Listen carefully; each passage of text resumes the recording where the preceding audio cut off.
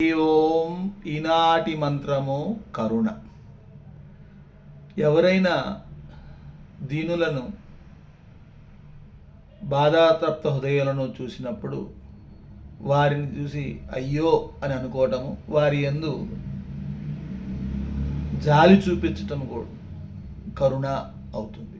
అలా ఎవరి యందైనా కష్టాల్లో ఉన్న వారి యందు మనం చూపించేటటువంటి కరుణ లక్ష్మీ స్వరూపమే.